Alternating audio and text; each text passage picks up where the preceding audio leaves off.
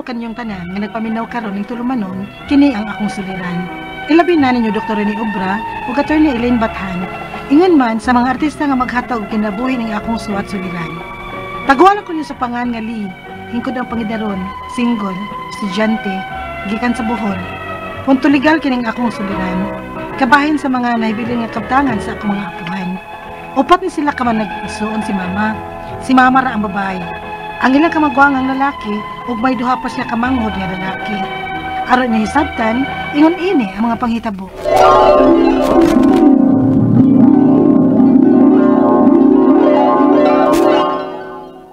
Ma, ito na ako sa eskwelahan. Bawanin mo. Salamat, Ma. Lola, ito na ako. Bless ko. Kinsya bang ka? Na, mauna ni ron. Sige lang tag-ila-ila ini. Sili ko la. Wala ang kinagwapahan sa imong mga apo. Bless ko la. Nya kiss pagyod. Sili. Nainumdum na ka sa akong kinisan nimo. Nga mo bless ko daan. Usa ko mo kiss nimo, no? Matinahuron nga bata. Agay. Dako na kay kog utang nimo sa sige nimo bulatik nako Lola ha. Ya, magpalig-on gyud ka ha. Aron makaabot pa ka sa akong pag-graduate pohon ug kun makatrabaho nako, makatidaw ka pa unya sa akong hinaguan. Kaon taglami. Way ayon Miss Berta, di tapatan og mga lami. Ma, kay bawal man nimo. Nadiha, kamuli sigig ka og lami. Magkatimaho ko nga magluto mo baboy. Panuagid ko ninyo dalitian ng baboy. Ma, kaloy di ang Lola, oy. Pakanan ko na siya bisag gamay. Haili, kita lang gihapoy maghantos day kung tumanon ta na siya siyang gusto. Patilawon ni mo anak, mangayo pa gid na. Masamok na hinoon. Ma, ay lagi pagbuot. Kay sa kadugay na nakong bantay nimo no. Sukas dagap ako. Kay baw na ko unsang mga pagkaon na makapaluya gud nimo ma. Maong ay nalang gud pagbuot gud. Kay hasul kay ikay masakit ma. La, patuon na lang ha. Kay nagsugod na og yaw-yaw ang imong caregiver.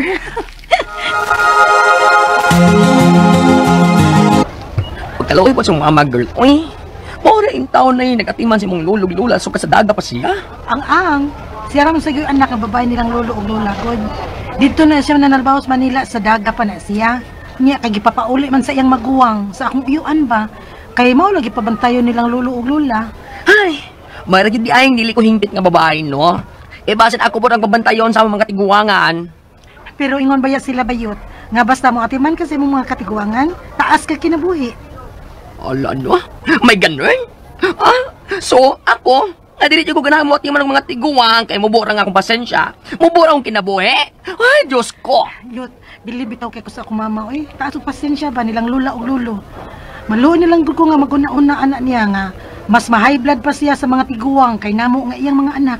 Asa man dayong uban ni mga igsuon? Uy, anong imong mama ramay nagatiman sa mong lulog-lola?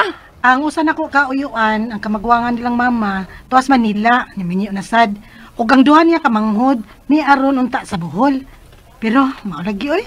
Di man makaduaw sa ilang mga ginikanan aron magatiman oy. Makaingon lagi ko nga di gyud di ay parihas ang managsuon. Ay kadyo sa iyot ha. Si mama nako. Hello ma. Li, sa lola ni mo. Ha? Kay daw si Lola ma.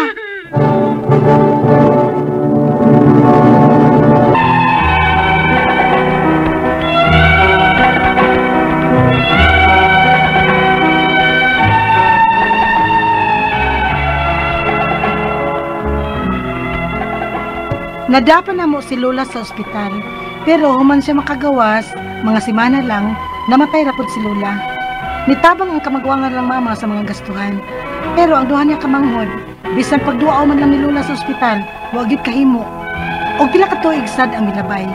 Kalit nga namatay ang maguwang ni mama, nga maura untay motabang-tabang niya sa mga gastuhan sa tiguwang. Naligo lang kuno kini sa usa ka company outing, og kalit nga nilagom. Nisabot ang kalbaryo ni mama, ngawa na niyang maguwang ang tabang-tabang sa gastuhon arang ni Lolo. O si Lolo at imanuno na sad kaayo. Namurag, maoy among baby sa bahay. Unya, Lo, Masila, dinhilang mo puyo sa bahay mo sa mga bata. Ha? Dinhis ato pa kaming tanan? Oh, aron di na mo mahasol sa pangadto nga rin ako. Unya ang among bahay pa? Yun to yung ipayo ba sa linog. Kay delikado na kanto, o delikado sa landslide. sakto bitaw si Lolo ma. Kay madlok bitaw ko nga, mudahili itong yuta sa atong luyo Kung mausap simbako ang linog, matabon na nagyuta si yuta. Posible. O nga, ayaw to yung ipayo ang yubay. May pag ang iyong igastong payo ato, ani ninyo iparipin ang atong bahay, o ani na mo puyo. Kaya nakadesisyon ko, nga kay ikaw naman ang nagatiman na mo ni mama ni mo, ni mo ko ihatag kining maong bahay kung galing muwa na sab ko.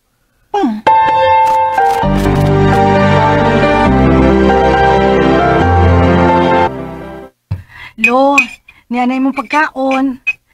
Dali be, bangon ng tika, para makakaon na ka.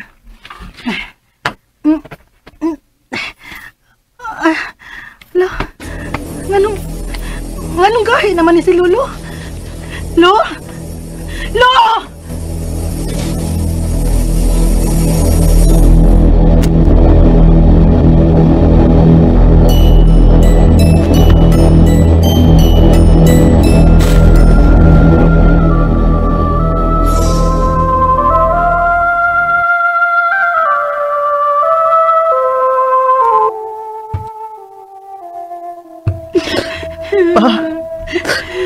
Gipaibaw na nako kung mga igsuons na hitabo nimo. Kaya unta kung makapauli sila aron makasudong sila nimo sa katapusang higayon pa.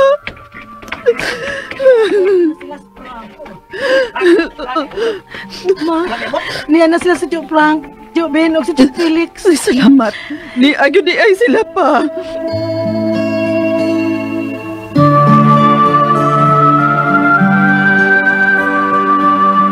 Karon nga nalubong na to sa papa. O ilo naman ta sa inahan o kamahan. Magbahay lang siguro to sa kabilin sa itong mga ginikanan ay. Apil na ning bahay lang papa ug mama. Kining Ben. Kinirabang bay ba? Gihatag na ning papa nako. Unsa? No ikaw na hatagan?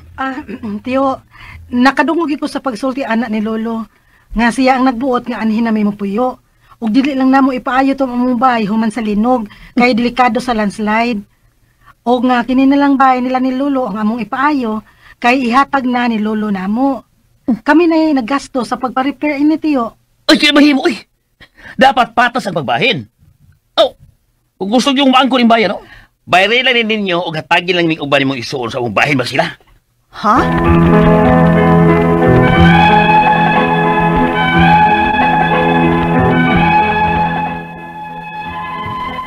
Ang nakalisod, kay verbal lang ang sabot lang mama ug lolo. Nga ihatag na niyang mama ang ilang bahay, kay lagi siya may nagatiman sa mga tiguang, sukat sa dalaga pa siya. Apan mo claim man ang ubang igsoon ni mama ubahin, mawa man nagigani makahatag masking kindi, diyang nasakit o katimanono na kaayo ang mga tiguang. Nga ako mga pangutana mao kini mosunod, unang pangutana. Upat sila ka man nagsuon si mama, o patay na ang eldest nila. Unsaon man pagbahin ng ilang kabilin, nawa man katiman sa mga tiguang ang duha ka manghod nga lalaki ni mama. Ikaduha pangutana, si mama na ang nagatiman sa ilang mga ginikanan, sukad pagkadaga niya. Angay ba nga mas dako ang iyang bahin kaysa duha niya ka maigsuon, nawa katunol bisag kindi sa mga tiguang? Ikatulong pangutana, verbal nga gisulti ni Lolo nga kang mama niya ihatag ang ilang bahay ug kami na ang nag-repair ini. Unsa kalig-on ang maong kasabutan? Ikaw pa ito katapusang pangutana.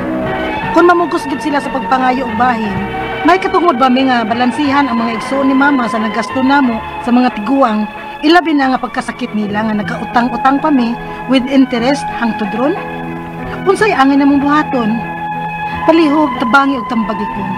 Kini ang akong suliran, Maayong adlaw mga suking tigpaminaw kini si Attorney Elaine Bathan og ako karon ang muhatag ninyo og tambag tubag sa inyong mga pangutana, mga problema na may punto legal, personal, emotional, mga problema nato sa tuang mga kaugalingon, sa tuang mga higala, silingan, mga papeles, mga dokumento unsa pa ng mga problemaha din ha ay magkabalak ka amo ng paningkamutan nga matubag na namo di mag-all busa ipadala ang inyong suwat sa suliran_612@yahoo.com or sa ato ang Facebook account nga kini ang akong Suliran official writers page. Pwede sad atong ipadala sa 3rd floor Jose R. Martinez Building, Osmeña Boulevard, Cebu City. Standby mo mga sukitig paminaw kay mo balik ni kahuman ani nga So pahinundo. legal, single, estudyante ni si Lee, unya kabahin sa mga nahabilin nga kabutangan ko na siyang apuhan. Upat manggod ni kabuk man nagigsuon sila sa iyahang mama, only girl si mother, unya ang iyahang kamagwangan lalaki, yan napakoy lain ko nung manghod nga lalaki, no? So murag iyahang kaduha ni iyahang mama. So murag nani sila issues karon. I think kabahin sa yuta kay wa man sila nagpinirmahay. Verbal raman tong sabot-sabot gud sa iyang mamag, sa iyang lolo nga ihatag no sa iyang lolo ngadto siyang mama ang balay kay mo may nagatiman pagkatiguwang kay katong sukad pa katong daga siya nagatiman. Pero mo claim kuno ang ubang igsuon ni mama sa bahin nga wa man lang gani makahatag maski kindi katong nasakit no nya atimanonon kaayo sumani ang unang pangutana. Siya kuno silahang mama upat kabuk man nag-igsuon ug patay na ang eldest nila. Unsaon man pagbahin ning ilang kabahin nga wa man kaatiman ang mga maguwang nila. Ang iyang duha ka manghod, waranday, o ang duha niya ka manghod nga lalaki sa iyahang mama no. So silang tulo mahog og tulo sila kabuk na lang karon nga manag-igsuon. Now, una sa tanan, klaruhon lang yun din ako. Li, no?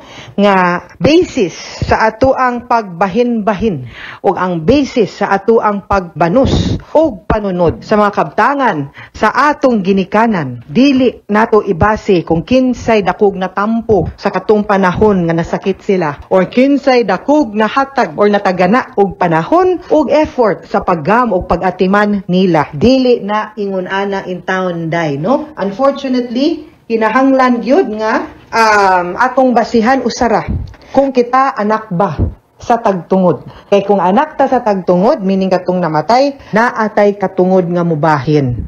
Wa gyud na no sa balaod. Although common kaayo na nato sa ato ang pagka-Pilipino o sa ato ang pamilya, diin ko ano din na ihatag sa manghod or ihatag kung kinsay nagam, kinsay nagatiman. Kay syempre ato mura man gud og ihatag ta og dako og value sa kaning pagpangga sa ato ang mga ginikanan nga murag nahimo gyud na siyang common notion nga kung kinsay kamanghuran mo imugam, kinsay only girl usahay mo imugam, kinsay nigam ug ni atiman usually mahimong dakong bahin rag ana ba. Pero by law ang ato ara yung basis ana kung kinsay na ay katungod manunod kana ra gyud. So kung muingon ka kung unsaon pagbahin, ang akong tubag ana is this: ang makabahin katong mga anak dili katong nagam, no? Sad to say, kay wa man tay dokumento pagpamatuod nga gihatagan og value sa inyong lolo ang nagam nila katong tiguwang sila. So without it, no, deed of sale baron or deed of donation in favor si muhang mama, kung namatay silang walay papel nga gibalhin ngadto para si muhang mama, equal silang tanan sa kanahabilin siyang mga igsuon.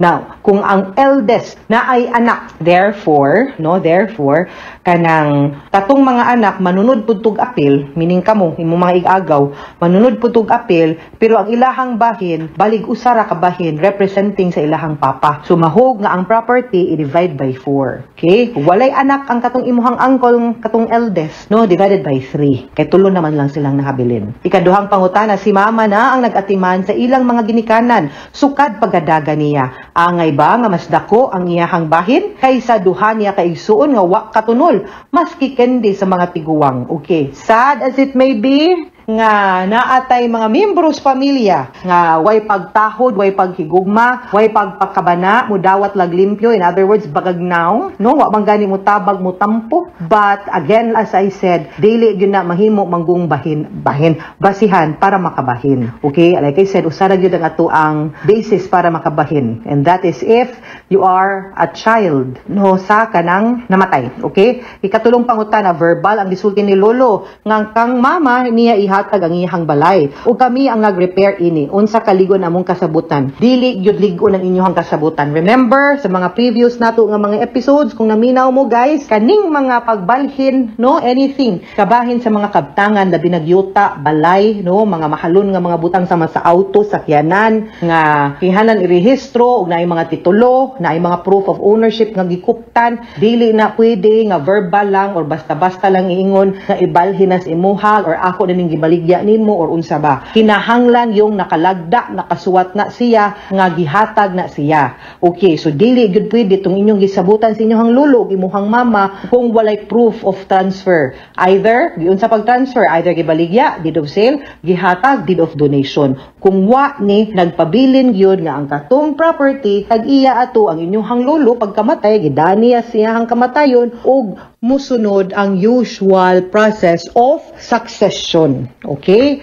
O ang atuang katapusang pangutana, kung mamugos gyud sila sa pagpangayo ug bahin, kay may katungod ba mi nga balansihan ang mga igsuon ni mama sa nagasto namo sa mga tiguang, ilabi na sa pagkasakit nila, nga nagkautang-utang ba mi with interest hangtod ron, unsay among buhaton. Ideally, kung tarong gyud ni sila nga man nagigsuon, no, I will expect nga sa panahon nga pagbahin-bahin, kung ugaling magbinahinay na, it's either kani, kung magkasabot mong ibaligya ninyo ang yuta, I expect kung tarong sila nga maingon sila nga uy kanang dako lang siguro og bahin si Inday, dili lang siguro nato i-divide by 3, mutuno lang mi gamay kay kibaw ming dako kay kagasto katumbuhi pas papa ug mama, ikaw ra bay nag-atiman. Ug kung magbahin-bahin man gani mo si yuta, no pwede na gyud sila moingon nga kanang kanilang pampananglitan 200 square meters, ay kwa ila nag 20 square meters, murag 180 lang ang ako ang kwaon, no, kung tag 200 mo, kay divided by 3 man na.